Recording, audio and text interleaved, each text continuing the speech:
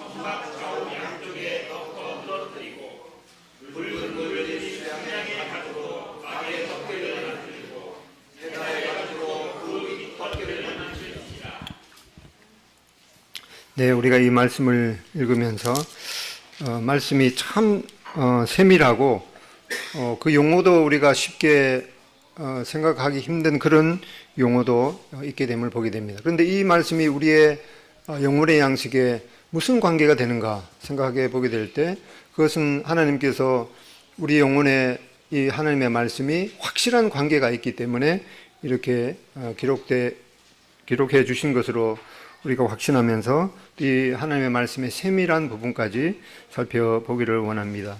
오늘 성막에 관해서 또 처음 대하게 되는 분들이 또 계시기 때문에 전체적인 대략을 한 번 더 살펴보겠습니다. 이 성막은 그 연대가 출애굽한 연대 BC 1446년도에 출애굽을 하게 되었습니다. 그리고 그 이듬해에 이 광야 사막 가운데 하나님께서 시내산에서 모세에게 이러한 모든 식양을 세세하게 계시해 주시고 그대로 만들도록 했습니다. 그 내용이 출애굽기 25장부터 마지막 장인 40장까지, 그러니까 아주 많은 양에 걸쳐서 세밀하게 이렇게 말씀해 주신 것을 보게 될 때 이것이 하나님께서 우리 인간들에게 참으로 중요한 내용이기 때문에 이렇게 자세하게 기록해 주신 줄로 믿고, 또 하나님께서 이것을 중요하게 여기시기 때문에 우리도 이 하나님의 말씀에 대해서 중요하게 여기고 또 세세한 부분까지 살펴볼 필요가 있다고 생각이 듭니다. 전체적인 크기를 보면은 이렇게 이 세마포 울타리로 이 사막 가운데 쳐져 있습니다. 이것도 이 방향을 동서남북 이 정확한 방향으로 하게 했습니다. 동쪽으로 이제 문을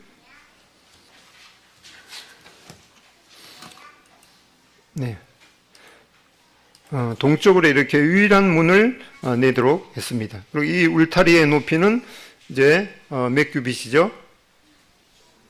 예. 대략 사람이 이렇게 넘어 볼 수 없는 그러한 높이죠. 5규빗이었으니까 약 2.5m가 되는 그렇게 낮지 않는 그런 이제 울타리 모양이죠. 울타리로 이렇게 하도록 했습니다. 그리고 동쪽 문으로 들어가게 되면은 이것은 이 성막에 있어서 유일한 문인 것을 보게 됩니다. 이 문의 그 폭이 얼마였죠? 예, 좌우지간 넓었던 그런 문이죠. 약 20규빗이니까 10m 정도 되는 그런 넓은 문이었습니다. 이 유일한 동쪽 문을 통해서 하나님께 이 죄를 사하기 위해서 제물을 가지고 들어가게 됩니다. 그러면 여기에 이제 번제, 노수로 만든 이 번제단을 만나게 되는데, 여기에서 이제 제사장들이 제물을 올려놓고 태워서 이 번제를 드리게 됩니다. 그러면은 그 제물을 가지고 간 사람의 이 모든 이 죄가 하나님 앞에 사함을 받게 되는 그러한 그림자를 보여주셨습니다. 그리고 나서 이제 이 물두멍에서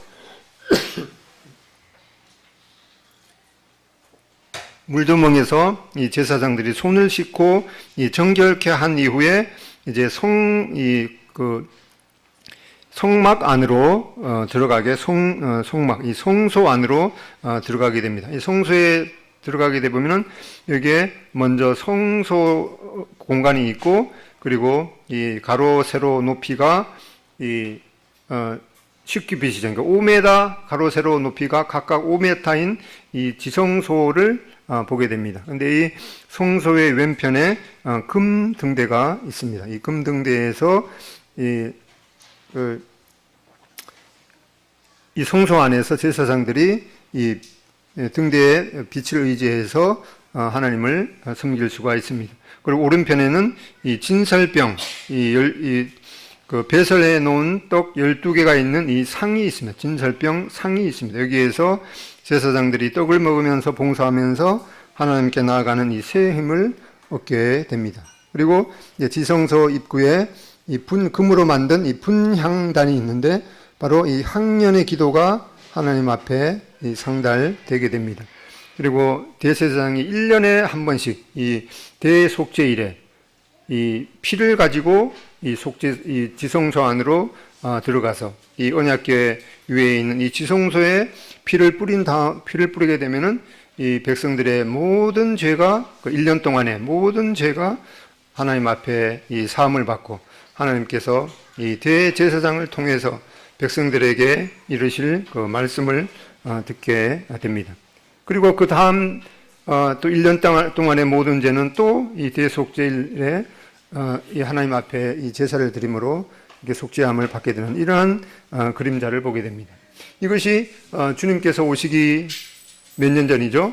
1446년에 이렇게 출애굽해서 만들어지니까 약 거의 1500년경에, 주님께서 오시기 1500년경에 이러한 세밀한 그림자를 통해서 우리가 하나님 앞에 어떻게 우리의 죄가 사함을 받을 수 있는지, 이러한 놀라운 그림자를 보여주신 것을 보면은 하나님의 아이디어가 아니면은 도저히 이런 것들을 생각해낼 수 없는 그런 면들을 보게 됩니다. 이런 것들도 세세하게 이렇게 아주 실물 이 교제를 통해서 이렇게 보여주시고, 그리고 끝내는 이제 주님께서는 이 하나님의 말씀을 통해서, 예수 그리스도를 통해서 우리의 모든 죄가 하나님 앞에 사함을 받는 그런 이 성취를 이루신 것을 보게 됩니다. 이제 지난 시간에 그 성소의 이 널판에 대해서 살펴봤습니다. 이 성소의 널판은 이제 물두멍에서 제사장들이 손을 씻은 다음에 이 성소 안으로 들어가게 되는데, 이 성소 안으로 들어가게 되면은 우선 보게 되는 것이 이렇게 이 5개의 기둥을 보게 됩니다. 이 5개의 그 기둥을 보게 되고, 거기에 이제 휘장이 있게 되죠. 이 성소로 들어가게 될 때 우리는 히브리서 10장 22절 말씀, 우리가 마음에 뿌림을 받아 양심의 악을 깨닫고 몸을 맑은 물로 씻었으니, 이 대제사장들이 물두멍에서 이 더러워진 손발을 씻은 것처럼 몸을 맑은 물로 씻었으니 참 마음과 온전한 믿음으로 하나님께 나아가자라고 하는 이 말씀을 기억하게 됩니다. 이제 이 성소문 휘장을 보면 어떻게 생겼는가 하니까 청색, 출애굽기 26장 36절 37절에 보면은 청색, 자색, 홍색 실과 가늘게 꼰 이 배실로 술을 놓아 짜서 성막문을 위하여 휘장을 만들고, 이렇게 휘장을 만들고, 그 휘장문을 위하여 기둥 5을 조각목으로 만들어서 그것을 금으로 싸고 그 갈고리도 금으로 만들지며 또 그 기둥을 위하여 받침 5개를 노스로 부어 만들지니라. 이렇게 기둥 5개를 이 조각목, 이스라엘 광야에서 흔히 볼 수 있는 이 아카시아 종류의 이 조각목, 이 히브리어는 시띠나무를 이렇게 만들어서 그것을 금으로 입힙니다. 그리고 나서 이 받침은 이 노스로 이렇게 만들어서, 그리고 그에는 여기다가 고리를 만들어서 이 휘장을 걸어서 성소로 출입하는 그 휘장을 만들도록 이렇게 했습니다. 이제 여기 보면은 지난 시간에 우리가 성막을 이루고 있는 이 뼈대인 이 널판에 대해서 살펴봤습니다. 이것은 널판이 총 48개가 있었죠.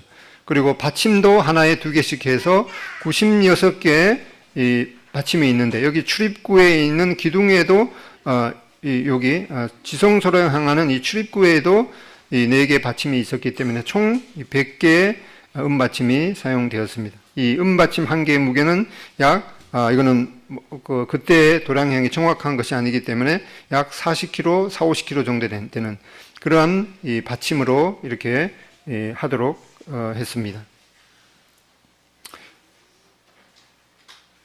그리고 여기 이제 다음에 배우게 되겠지만 여기에 그 7개의 이 금 등대가 있었죠. 이렇게 이 안에 들어가 보면은 이 성소와 지성소로 들어가 보면은 사면이 뭘로 되어 있는 것이죠? 금으로 이렇게 되어 있죠. 금으로 되어 있으면 거기에 이 등대에 있는 빛을 바라면은 엄청 휘황찬란한 그런 안의 모습이 될 것입니다.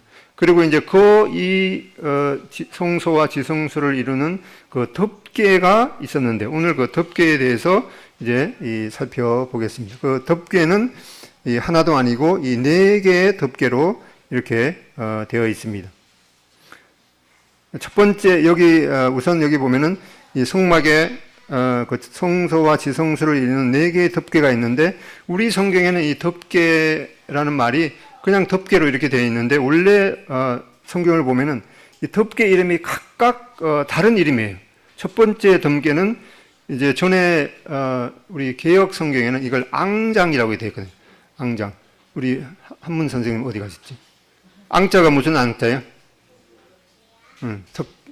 석연이. 네, 우러를 앙자죠. 우러를. 그러니까 휘장이 그냥 그 휘장이 아니라 그것을 보면은 이 마음에 우러름이 나타나는 거예요. 너무나 이렇게 어떤 하나님의 영광이 있기 때문에 그것을 하나님의 영광을 우러러 보게 되는 그런 의미에서 앙장이라고 했는데, 지금 개정 성경에는 이 앙장이라는 단어가 이제 다 휘장으로 바뀌었어요. 근데 왜 그런가 하니까 이 첫 번째 덮개가 원래 히브리어는 미시칸인데 이거를 우리말로 옮길 수 있는 그 단어가 없는 거예요. 그러다가 보니까 앙장이란 말이 지금은 또 이게 잘 쓰이지 않는 단어이기 때문에 그래서 지금은 다 이제 휘장으로 이렇게 바뀌었습니다. 그리고 두 번째 덮개도 그냥 우리 성경에는 휘장으로 되어 있는데, 이거는 오헬이라는 이 전문 용어로 이렇게 쓰여 있습니다. 근데 첫 번째 덮개인 개역 성경에 있던 이 앙장이라는 이 단어는 미시칸, 이것은 이 유일한 그런 용어죠.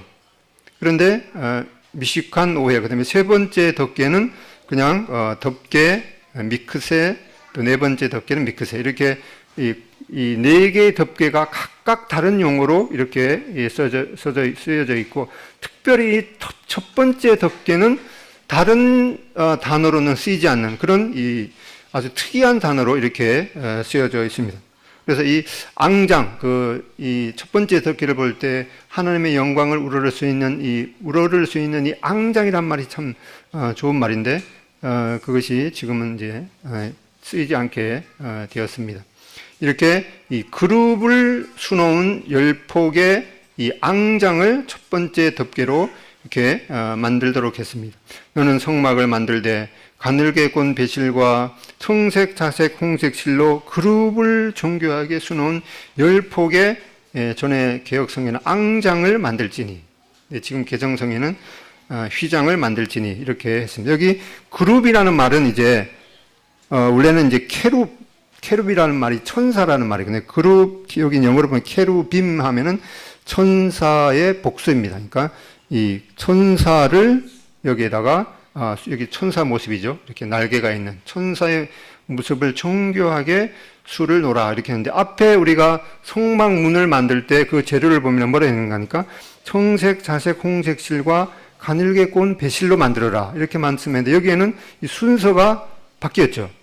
제일 먼저 가늘게 꼰 배실과 청색, 자색, 홍색 실. 그러니까 하나님의 말씀을 이렇게 단어의 순서를 바꾸는 것도 이 특별한 의미가 있을 때 이 하나님께서 이렇게 바꾸신 것을 보게 됩니다. 그리고 구체적인 그런 이 치수가 얼마인지에 대해서도 구체적으로 이렇게 나와 있습니다. 이 길이가 28 규빗입니다. 그다음에 너비가 4 규빗인데 이것을 5폭으로, 이게 보면 여기에 하나, 둘, 셋, 넷, 다섯 폭으로 만들었죠. 이게 5폭을 만들어서 이걸 연결하고 나서 또 한 폭을 만드는 거예요. 그리고 나서 그것을 이제 어디 이동할 때 이것이 무겁기 때문에 이걸 이제 고리를 만들어서 여기 성막을 설치할 때는 이 고리를 만들어서 연결할 때 그 고리의 재료에 대해서도 뭐라고 했는가 하니까 여기 청색 고리를 만드는 거예요. 고가 이제 고리인 거죠. 청색 고리를, 그것도 개수도 50개. 이 하나님께서 얼마나, 하나님의 말씀이 얼마나 이렇게 세밀하게 기록해 주셨는지 모릅니다. 이 고리를, 청색 고리를 양쪽에 50개를 만들어서 또 그걸 연결하는 고리는 뭘로 만들었죠? 금으로 된 갈고리를 이렇게 만들어서 2개를 이렇게 2폭을 연결하도록 이렇게 했습니다. 그래서 이 가늘게 꼰, 여기 배실이 먼저 나왔죠. 가늘게 꼰 배실로 이제 흰색 바탕에다가 청색, 자색, 홍색 실로 수를 놓도록 했습니다. 앞에 우리가 살펴봤지만은 이 가늘게 꼰 배실, 이것은 세마포이죠.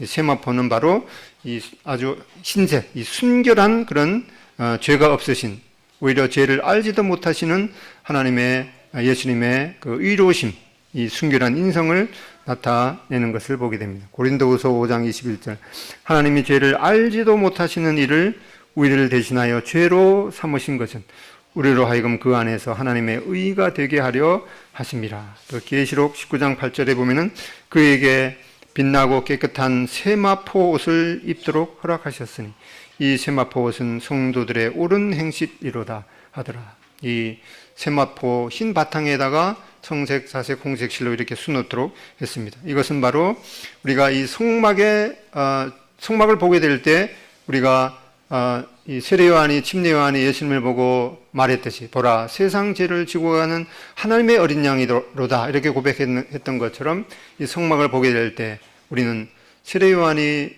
고백했던 것처럼 보라 세상 죄를 지고 가는 하나님의 어린 양이로다 이렇게 고백할 수가 있겠습니다.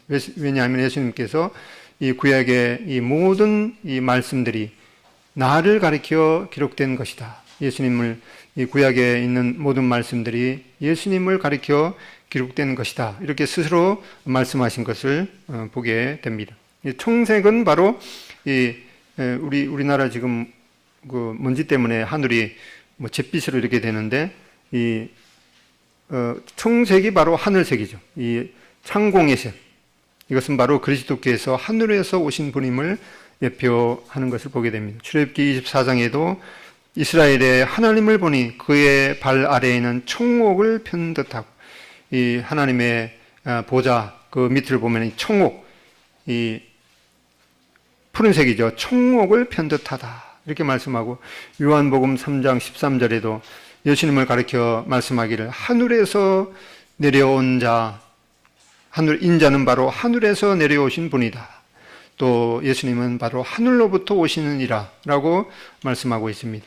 그래서 요한 1서 5장 20절에 보면은 또 아는 것은 하나님의 아들이 이르러 우리에게 지각을 주사 우리로 참된 자를 알게 하시는 것과, 또한 우리가 참된 자, 곧 그의 아들 예수 그리스도 안에 있는 것이니 그는 참 하나님이요 영생이시라. 그는 바로 예수님은 참 하나님이시요 영생이시다라는 그런 고백을 보게 됩니다.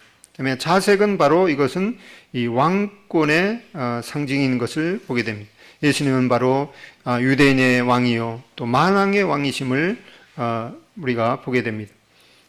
사사기 8장 26절에 보면은 미디안 왕들이 입었던 자색 의복과 이 왕들이 이 자색 의복을 입었던 것을 보게 됩니다.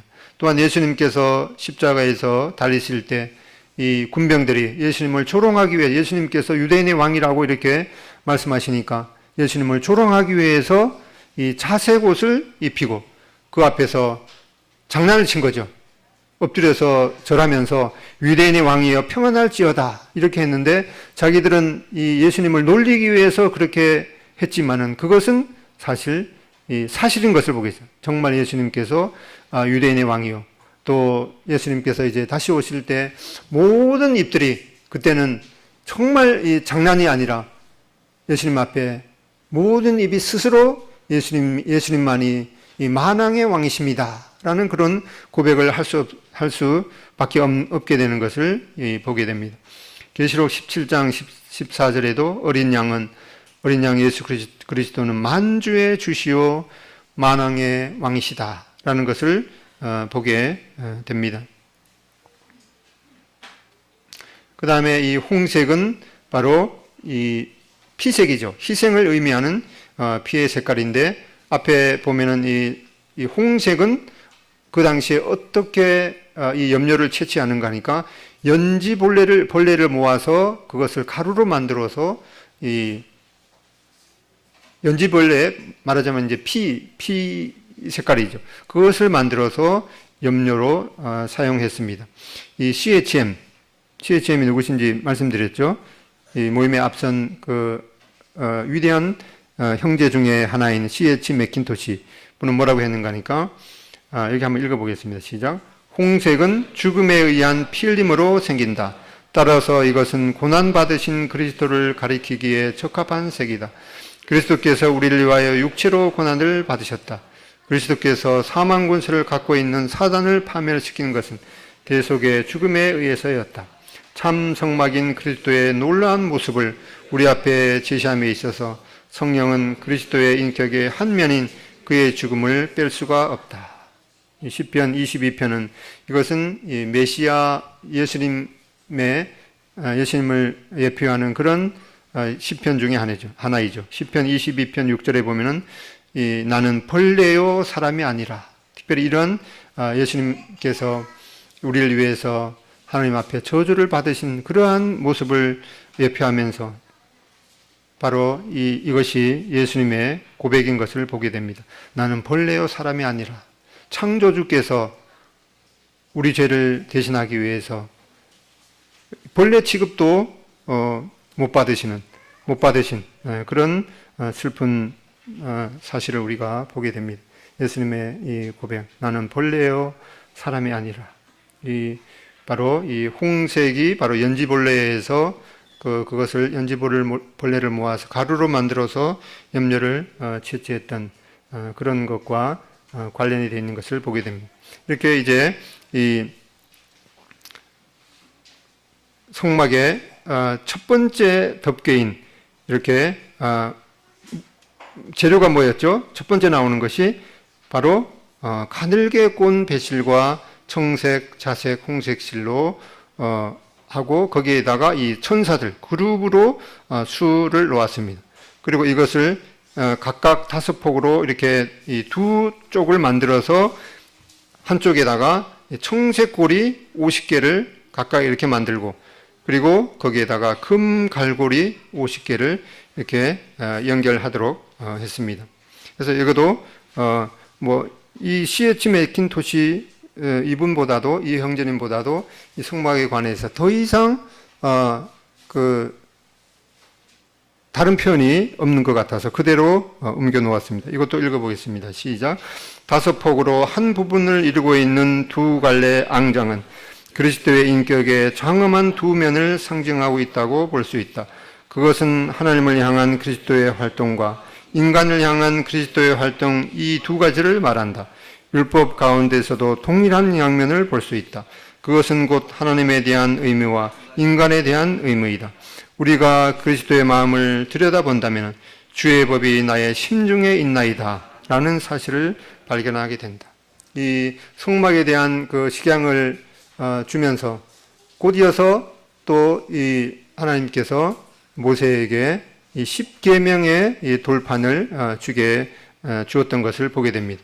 그래서 이 10계명도 바로 이 5계명은 이 하나님과 관련되어 있는 것이고, 그 후반 5개의 계명은 인간에 대한 그런 책임을 말씀하는 그런 구절인 것을 보게 됩니다. 그래서 바로 이 10폭으로 되어 있는 이 첫 번째 덮개는 바로 예수님께서 이 하나님에 대한 그 책임과 또 인간의 그러한 모든 도리를 완벽하게 성취하신 그런 면들을 보게 됩니다. 그래서 시편 40편 8절에 있는 것처럼 주의 법이 나의 심중에 있나이다 라는 그런 사실을 발견하게 됩니다.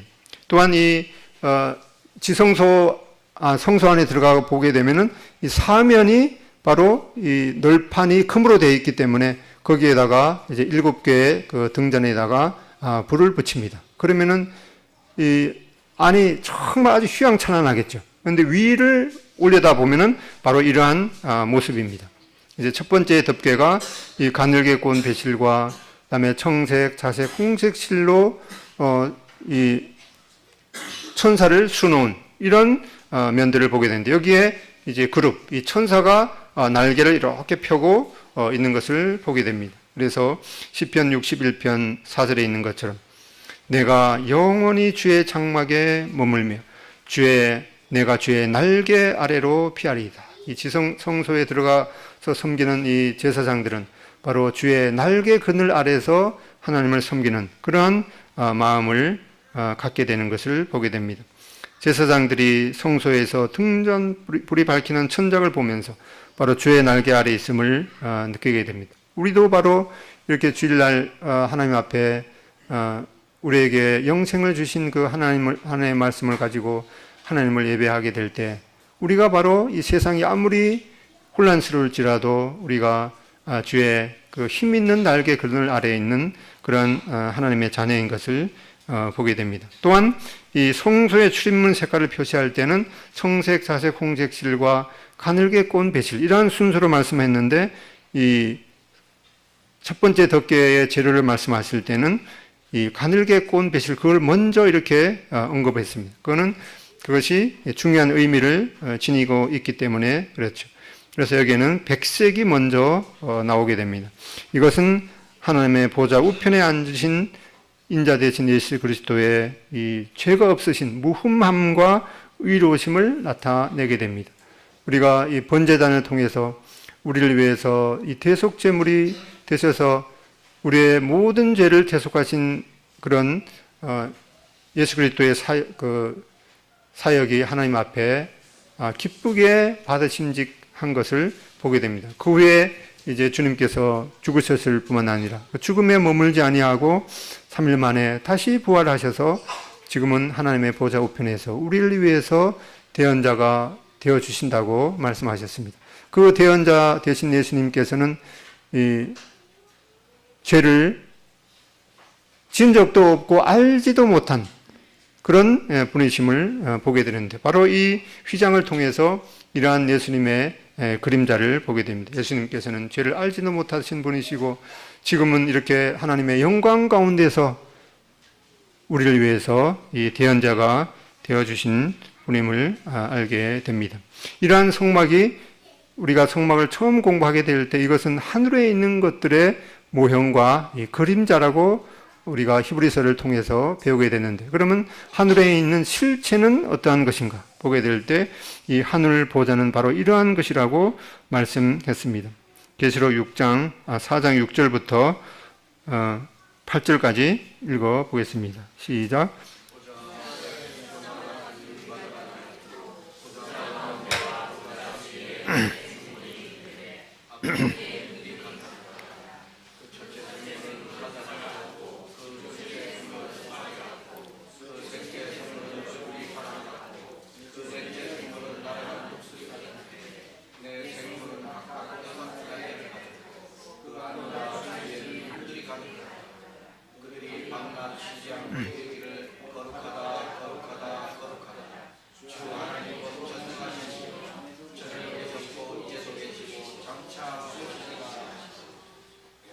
예, 여기 실제로 하늘나라에 그 하나님의 보좌를 이 계시록을 통해서 얼핏 이렇게 보여주고 계신데, 거기에는 이 하나님의 보좌 주변에 특별히 이 천사들 중에서 특별한 그런 존재인 이 네 생물에 대해서 말씀하고 있는데, 이 네 생물이 바로 이 6날개를 가졌고 밤낮 쉬지 않고 하나님을 찬양하기를 거룩하다, 거룩하다, 거룩하다 이렇게 찬양한 것을 보게 됩니다. 이렇게 하나님의 보좌 우편에도 이 하나님의 특별히 선택된 천사인 이 네 생물의 그런 이 6날개를 보게 됩니다. 그런데 이 하나님의 보좌를 설명함에 있어서 이것은 인간의 언어로 설명할 수가 없기 때문에 뭐뭐이다 이렇게 표현할 수가 없습니다. 그래서 보면은 뭐뭐와 같아, 뭐뭐와 같아. 인간의 언어로 표현할 수 없기 때문에 인간의 언어의 한계 내에서 뭐뭐와 같아, 뭐뭐와 같아 이렇게 말씀해 주고 있습니다. 그래서 우리가 이런 이 성막의 실제적인 이 모형을 통해서 하나님의 보좌가 또 하나님의 보좌에 이르러서 우리가 하나님을 어떻게 예배해야 되는지 그런 그림자의 그 실물 교육을 해주고 계신 것을 보게 됩니다. 그 다음에 이제 두 번째 덮개가 염소 털로 만든 두 번째 덮개를 보게 됩니다. 이걸 말씀을 그냥 읽어보면 이게 무슨 의미인지 잘 오지 않지만은 그래도 한번 읽어보면 좋겠습니다. 읽어보겠습니다. 출애굽기 26장 7절로 13절 시작. 그 성막을 덮는 막 곧 휘장을 염소털로 만들되 11폭을 만들지니 각 폭의 길이는 30규빗 너비는 4규빗으로 11폭의 길이를 갖게 하고 그 휘장 5폭을 서로 연결하여 또 6쪽을 서로 연결하고 그 6째 쪽 절반은 성막 전면에 접어 드리고 휘장을 이을 끝폭가에 고 신계를 달며 다른 이를 끝폭가에도 고 신계를 달고 놋 갈고리 신계를 만들고 그 갈고리로 그 고를 끼어 연결하며 한 막이 되게 하고 그 막 곧 휘장의 그 나머지 반쪽은 성막 뒤에 늘어뜨리고 곧 막 휘장의 길이에 남은 것은 이쪽에 한 규빗 저쪽에 한 규빗씩 성막 좌우 양쪽에 덮어 늘어뜨리고. 우리가 이 말씀만 이렇게 읽으면은 이것을 어떻게 만들어야 될지 혼동이 오겠죠. 근데 이 당시에는 하나님께서 모세에게 직접 이렇게 그 시내산에서 이러한 그 모습을 양식을 계시해 주시면서 또 이 말씀을 하셨기 때문에 모세는 이것을 잘 만들 수가 있었을 것입니다. 두 번째 덮개는 특이한 것이 첫 번째 덮개보다도 약간 더 크게 만든 거예요. 첫 번째 덮개의 길이는 28규빗이었죠. 여기는 30규빗으로 폭은 똑같았는데 한쪽은 6폭을 만들고 한쪽은 5폭을 만들어서, 그리고 이 첫 번째 덮개가 청색 고리와 금 갈고리로 이렇게 만들라고 했는데 두 번째 덮개에는 갈고리는 똑같죠. 청색 갈고리 50개를 만들도록 했는데 그 고리, 그다음에 갈고리는 재료가 뭘로 만들라고 했죠? 여기 어디 갔죠? 놋으로 만들도록 이렇게 했습니다. 이 금갈고리로 만든 것하고 놋갈고리로 만드는 것의 이 차이를 여기에서 보게 됩니다. 그리고 이 폭도 좀 더 길게 하고 또 한 폭이 더 많게, 이거는 11쪽을 만들도록 이렇게 했습니다. 이렇게 청색고리 50개, 놋으로 만든 놋으로 만든 갈고리 50개로 이렇게 두 쪽을 연결하도록 했습니다. 이렇게 보면은 이제 여기 이거는 염소털로 이렇게 한쪽은 6개, 그다음에 또 한쪽은 5개, 한쪽은 6개를 만들어서 총 11폭이 되도록 했죠. 그리고 이거를 이제 이동할 때 이거 뭐 너무 무겁기 때문에 2개를 이렇게 연결해서 만들도록 했는데 청색 고리 50개, 놋으로 만든 청색 고리 50개, 그 다음에 놋으로 만든 이 갈고리 50개로 만들어서 이렇게 하도록 했습니다. 이 염소는 어떤 의미가 있는가 하니까 이 레위기 16장에 보면은 그 전에도 보면은 이 사람들의 죄를 속하는 그런 제물 중에서 이 많은 부분에 있어서 염소를 그 제물을 사용하도록 했는데 특별히 이 대속제일날 이스라엘 모든 민족의 그 죄를 사할 때 그 쓰였던 제물이 바로 이 염소를 사용했습니다. 특별히 염소를 2마리를 사용하도록 했는데 한 마리는 죽여서 이 성막 안에서 이제 그 피를 흘려서 하나님 앞에 제사를 드리게 됩니다. 그리고 또 한 마리를 그거는 특별히 아사셀 염소라고 불려졌는데 이 아사셀 염소에는 일단은 처음에는 죽이지 않습니다. 이 아사셀 염소에게는 이스라엘 민족의 모든 죄를 그 아사셀 염소에게 이제 안수함을 통해서 이 이스라엘의 모든 죄가 바로 이 아사셀 염소에게 이 전가가 됩니다. 아사셀 염소가 지어야 될 그 죄의 무게가 얼마나 무거운지 생각할 수가 있겠죠. 한 사람의 죄도 감당하기 힘드는데 이스라엘 민족의 모든 죄를 바로 이 아사셀 염소가 대신하여 지고 이제 이 안수를 하게 되면은 이 아사셀 염소에게 죄가 전가되는 것이죠. 그렇게 해서 이 아사셀 염소를 이제 이 그 광야 사람이 거하지 않는 이 무인지경에다가 이렇게 보내게 됩니다.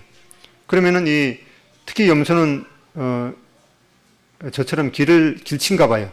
그래서 길을 잘 이제 못 찾기 때문에 그 광야 무인지경에 가서 이제 시간이 지남에 따라서 죽게 되겠죠. 그러한 것을 통해서 이제는 우리의 모든 죄가 동이 서에서 먼 것 같이 옮겨졌다는 그런 말씀을 생각하게 됩니다. 특별히 아사셀 염소가 출발하는 장소가 어딘가 하니까 동문에서부터 출발하겠죠. 동문에서부터 출발해서 멀리 이 광야 무인지경으로 가게 되는데 가끔씩은 이 아사셀 염소가 좀 똑똑한 염소가 있나 봐요. 그래서 가다가 보면 이게 길을 찾아서 오는 거예요. 그러면 이게 이스라엘 민족의 모든 죄를 안수해서 그 전가시켜서 이제 광야 무인지경으로 해서 거기에서 이제 그 누구도 이제 송사할 수 없는 그곳에서 죄를 짊어지고 죽어야 되는데 이게 다시 살아오면 심각한 거죠. 그래서 어떻게 하는가 하니까 다시 돌아오면은 그 염소를 가지고 절벽에 갔다가 확 밀어버린다고 그래요. 그래서 이 아사셀이라는 의미의 뜻이 여러 의미가 있는데 그 중에 하나가 이 절벽이라는 그런 의미도 있다고 그럽니다. 그래서 특별히 이 염소는 바로 우리 죄를 대속하신 예수 그리스도를 의미하는 것을 보게 됩니다. 이렇게 2마리 염소 중에서 제비를 뽑아서 여기에다가 이제 어느 염소를 죽여서 피 흘려서 제사 드리고 또 어떤 염소를 아사셀 염소로 이제 지정해서 이스라엘 모든 민족의 죄를 안수하고 보내야 될지 제비를 뽑게 됩니다. 그래서 이렇게 첫 번째 덮개는 첫 번째 덮개를 특별히 미시칸이라고 한다 했죠. 이거를 또 이 성막 전체를 성막이라고 얘기하는데 이 첫 번째 덮개를 특별히 성막이라고 일컫기도 합니다. 이거는 이제 미시칸이라고 얘기했죠. 이거는 염소털 덮개보다도 약간 작게 이렇게 만드는 것이죠. 그래서 이 치수를 정확하게 이렇게 해보면은 여기 어떤 분이 제도를 했는데 이 말씀을 구절을 잘 살피면서 뭐가 몇 센치 이렇게 했습니다. 그냥 보면은 잘 이해가 가지 않겠죠. 근데 이렇게 세밀하게 말씀을 보는 분들이 많더라고요. 그래서 이 그림은 제가 참고로 해서 만들었는데 이게 첫 번째 덮개와 두 번째 덮개는 첫 번째 덮개를 이렇게 충분히 덮는 그런 치수이죠. 그래서 이러한 세밀한 치수 하나하나를 볼 때 하나님의 말씀은 1.1핵이라도 한 치의 오차도 오차가 없는 것을 보게 됩니다. 그 다음에 세 번째 덮개는 바로 붉은 물들인 여기 수양이 아니라 숫양이죠. 예. 맞춤법이 정확하게 되는데 숫양의 가정으로 만든 세 번째 덮개를 보게 됩니다. 붉은 물들인 이 숫양의 전에 원래 개역 성경에는 수양이로 되어 있는데 그 후에 한글 맞춤법이 바뀌었는 것 같더라고요. 그래서 이 숫양이죠. 숫양의 가죽으로 세 번째 덮개를 만들었습니다. 이 붉은 물들인 이 숫양의 가죽인데 바로 우리가 이 양에 대해서 우리가 성경을 보게 될 때 창세기 22장에 이 아브라함이 이삭을 하나님 앞에 제물로 바쳐라 이렇게 했을 때 아브라함은 이 하나님의 명령에 순종해서 이삭을 드리려고 했는데 거기에 하나님께서는 바로 이 순양을 예비하신 것을 보게 됩니다. 그래서 창세기 22장 13절에 보면은 아브라함이 가서 그 숫양을 가져다가 아들을 대신하여 번제를 드렸다. 이 숫양은 바로 이삭을 대신해서 아들을 대신해서 하나님 앞에 드려진 제물인 것을 보게 됩니다.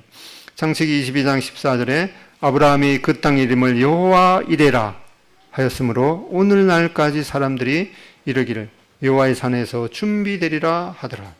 바로 이 아브라함이 순양을 번제로 드렸던 이 모리아 산이 바로 그 모리아 산에 이 솔로몬이 성전을 지었습니다.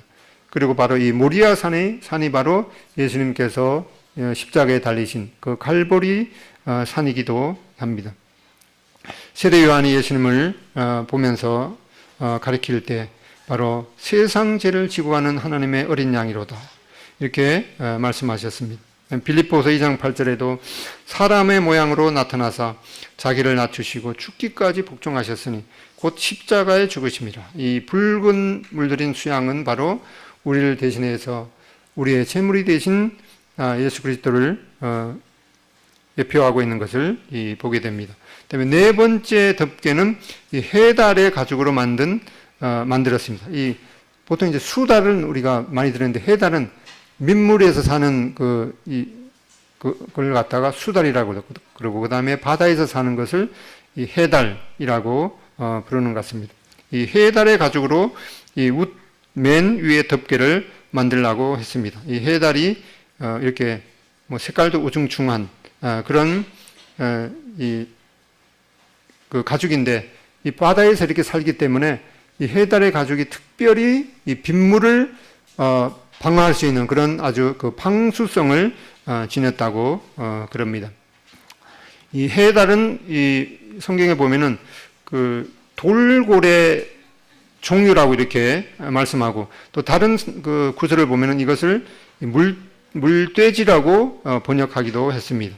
그래서 이 해달은 이 나일강과 이 홍해에서 떼지어서 서식을 했었는데 이것이 이 돌고래 그 해달의 가죽이 방수성이 아주 탁월하기 때문에 현재에도 이 베두인들이 신는 그 가죽 신발로 쓰이게 된다고 합니다.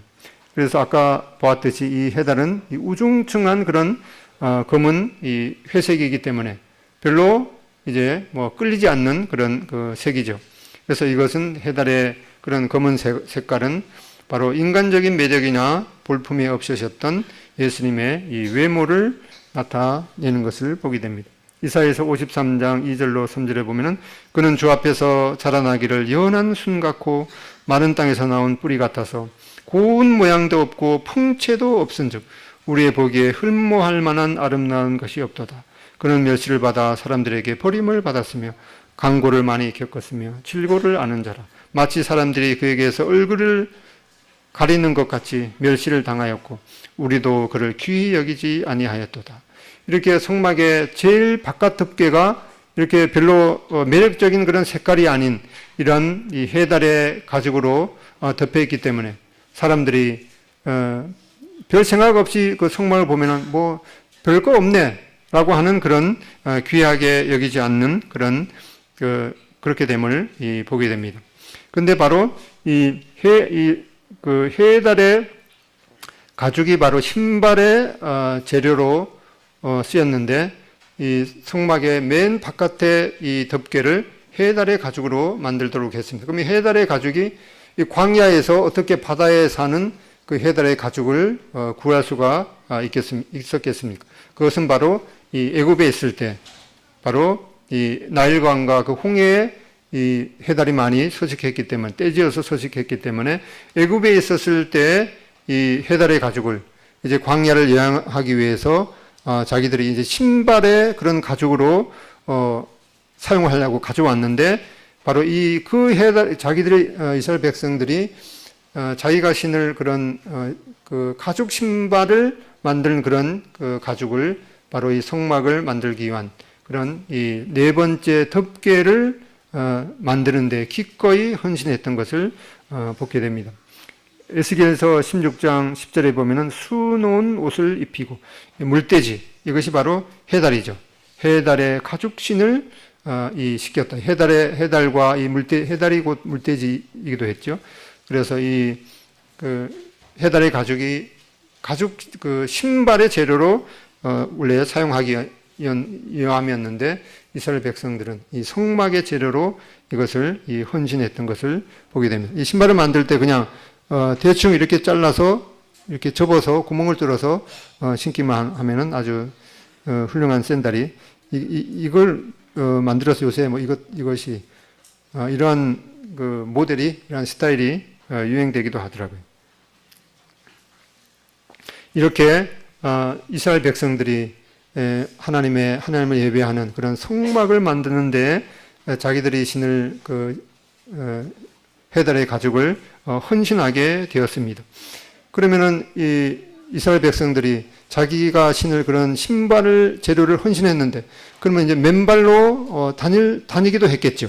그런데 이렇게 하나님의 백성들이 하나님 앞에 헌신했을 때 어떠한 보상이 따르는가를 보게 되면은 신명기 29장 5절에 주께서 40년 동안 너희를 광야에서 인도하게 하셨거니와 너희 몸에 옷이 낡아지지 아니하였고 너희 발의 신이 헤어지지 아니하였으므로 아무리 뭐 명품 그런 구두라도 기껏해야 한 2년 정도 신으면은 뭐 떨어지고 헤어지고 그러는데 이 광야의 그 모래바닥, 뜨거운 모래길, 그 다음에 자갈이 있는 그러한 이 광야길 40년 동안 이 신발이 헤어지지 않은 것은 특별히 해달의 가죽이 질겨서 인 것 그런 이유뿐만 아니라 하나님께서 특별한 은혜가 있었기 때문에 너의 발의 신이 헤어지지 아니하게 한 이 하나님의 특별한 은혜가 있었기 때문에 그렇게 된 것을 보게 됩니다. 느헤미야 9장 21절에도 이것을 언급하고 있습니다. 40년 동안 들에서 기르시되 부족함이 없게 하심으로 그 옷이 헤어지지 아니하였고 발이 부릅뜨지 아니하였다. 이렇게 하나님께서 이스라엘 백성들이 자기가 신을 하나님 앞에 헌신했을 때 하나님께서는 이스라엘 백성의 발을 보호하신 것을 보게 됩니다. 그래서 우리가 이 인생을 살면서 우리의 가장 중요한 것을 이 하나님 앞에 드려야 되는 그런 훈련을 받게 됩니다. 우리가 살면서 우리의 인생이 여러 가지 그런 과정에서 실패할 수가 있겠죠. 때로는 사업을 하는 분들이 어려움을 겪기도 하고 심지어는 이 부도가 나는 그런 경우도 있을 것입니다. 그러나 우리가 정말 배우는 데 있어서 실패하지 말아야 될 것은 우리가 하나님을 의뢰하는 그 믿음에서 실패하지는 말아야겠다는 그런 교훈을 보게 됩니다. 이렇게 네 개의 덮개. 첫 번째 덮개는 가늘게 꼰 배실과 청색, 자색, 홍색 실로 이 그룹을 수놓은 이 앙장. 이것은 바로 주 예수님의 이 놀라운 이 영광의 모습을 보게 됩니다. 두 번째 덮개는 염소 털로 짠 이 천은 바로 이 대속 제물이 되신 주님의 모습임을 보게 됩니다. 세 번째 덮개, 이 붉은색으로 물들인 이 숫양의 가죽을 통해서 우리를 위해서 피 흘리신 주님의 온전한 희생을 보게 됩니다. 맨 바깥에 있는 해달의 가죽을 통해서 이것은 이 매력이 있는 그런 색깔이 아닌 이 고운 모양도 없고 풍채도 없으신 주님의 이 겉모습의 그런 그 표징을 보게 됩니다. 그 다음에 그 성막을 만드는 여인들의 이 휘장을 어떻게 만들었는가? 마음이 슬기로운 모든 여인은 손수실을 빼고 그 뺀 청색, 자색, 홍색 실과 가는 배실을 가져왔으며 마음의 감동을 받아 슬기로운 모든 여인은 염소털로 실을 뽑았다. 이렇게 성막을 만드는 데 있어서 이 남자, 여자는 여자를 하면 안 되죠. 여성, 남성, 여성, 노인, 어린아이에 이르기까지 모두 다 이 하나님의 성막을 만드는데 동참한 것을 보게 됩니다. 그리고 나서 이러한 모든 것들을 이렇게 만들도록 하시고 실제로 이렇게 만들어졌는가? 그런 내용이 이제 36장 8절로 19절까지 있습니다. 시간이 별로 안 남아서 읽지는 않겠는데 이것은 26장에서 읽었던 그 말씀 그대로 이렇게 하나님께서 모세에게 이렇게 지시하셨는데 그대로 만들고 이런 내용들이 두 번 이렇게 반복이 되고 있습니다. 하나님께서 우리에게 이 영원히 항상 있는 하나님의 말씀을 주실 때 똑같은 말씀을 이렇게 반복하실 때는 그것이 상당히 중요하기 때문에 그렇게 하신 것임을 믿습니다. 이것은 바로 하나님께서 모세를 통해서 이 성막의 각 부분에 대해서 어떻게 만들도록 지시를 하셨는데 그 지시하신 내용이 실제로 그대로 만들어졌는가? 이 건축이나 이런 것에 있어서는 이 감리라고 하죠. 감리. 우리 그 강성열 형제님의 그 직업이 전기 감리사입니다. 이 전기 감리사는 이 어떤 그 설계도나 이런 것대로 그대로 만들어졌는가? 그 설계도를 보면서 그것이 감리의 음과 혼이 어떻죠? 감은 살필 감자에다가 리는 다스릴 리. 그러니까 잘 살펴서 실제적으로 그렇게 만들어졌는가 그렇게 살피는 것이죠. 이렇게 이 36장 8절로 19절을 통해서도 이렇게 실제적으로 이 성막을 만든 각 부분을 만드는 것에 있어서 이 감리 과정이 있고 그것을 세밀하게 두 번 반복해서 이렇게 기록해 주신 것을 보게 됩니다. 그래서 이 성막에 대한 그런 걸 보면서 우리가 이런 말씀을 듣고 실제적으로 어떻게 적용해야 되는가 많은 부분이 있겠지만은 몇 가지만 살펴보게 되는데 바로 우리가 그리스도 안으로 들어가야 됨을 보게 됩니다. 특별히 믿지 않는 사람들이 이 성막을 보게 될 때 맨 바깥에는 어떤 것이 있었죠? 해달의 가죽이기 때문에 뭐 별로 매력적인 색깔도 아니고 그런 걸 보면서 뭐 저거 별 것 없네 이렇게 생각할 수가 있습니다. 겉모습을 보게 될 때 정말 그렇습니다. 예수님 믿는다는 것은 믿지 않은 사람이 처음 보게 될 때 그렇게 매력적인 것으로 보이지 않습니다. 주일날 이 좋은 날씨에 뭐 그렇게 그 교회에 가냐? 그 이제 꽃도 피고 뭐 그러는데 이 등산이나 가지 뭐 그렇게 그 교회에 가게 되느냐 그런 말을 할 수가 있을 것입니다. 그렇지만 우리가 이 성소 안으로 들어와 보면은 이 얼마나 놀라운 그런 영광이 있는 것을 보았죠. 사면이 이 금으로 이렇게 빛나고 있고 하늘을 쳐다보면은 위를 쳐다보면은 이 천사들이 날개를 펴고 덮고 있는 이러한 그 휘장을 보게 되는 이러한 하나님의 영광을 이 그리스도 안으로 들어와 보면은 보게 될 것입니다. 예수님을 믿는다는 것은 이 좁은 길을 스스로 선택하는 것이기도 합니다. 그래서 처음 이렇게 내가 믿음을 가져볼까 이렇게 하면서 와 보면은 뭐 사람들도 뭐 별거 그리스도인이라고 자청하는 사람들이 뭐 별거 없고 그런 걸 보게 될 때 실망할 것이 아니라 우리는 이 좁은 길인 이 성소 안으로 들어와서 이 그리스도의 이 영광을 보는 데까지 이르러야 되는 것을 보게 됩니다. 그리고 이 성막을 통해서 전적으로 그리스도의 대속을 의뢰해야 되는 것을 보게 됩니다.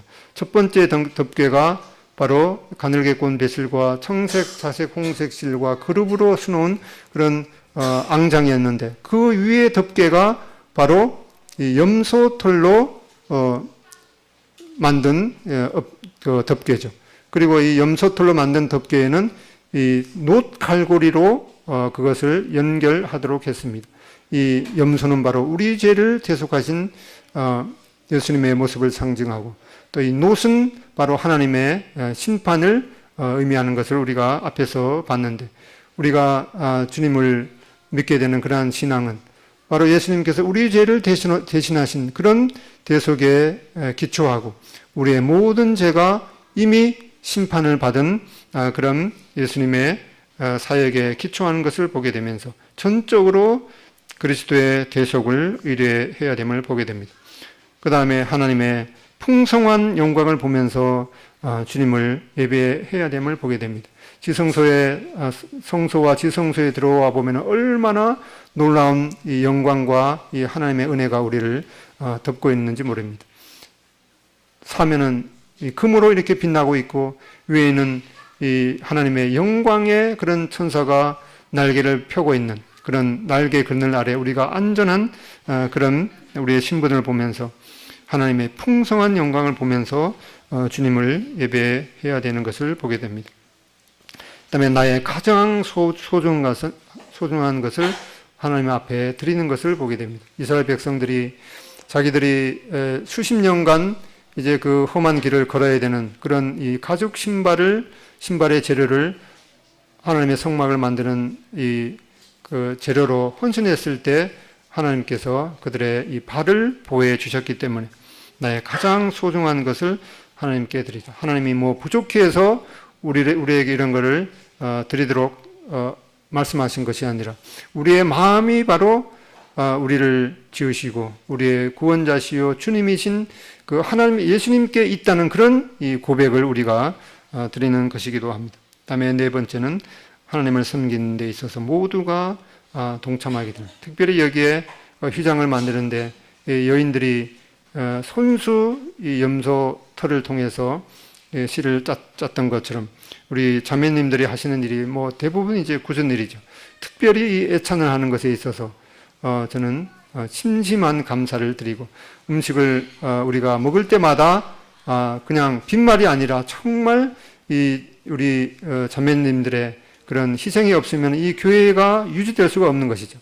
영적인 양식과 아울러서 이 육적인 양식, 이 애찬이 얼마나 우리들에게 중요한 것임을 보게 됩니다. 그래서 자매님들은 내가 이 애찬에 이렇게 기쁜 마음을 하게 될 때 바로 이 봉사를 통해서 이 하나님의 나라가 확장되는 것이라는 그러한 아주 그 포부를 가지시고 죄송하지만 계속해서 저희들에게 맛있는 음식을 해 주시면은 고맙겠습니다. 하나님을 섬기는데 모두가 동참해야 되는 것을 보게 됩니다. 네, 이상 마치겠습니다.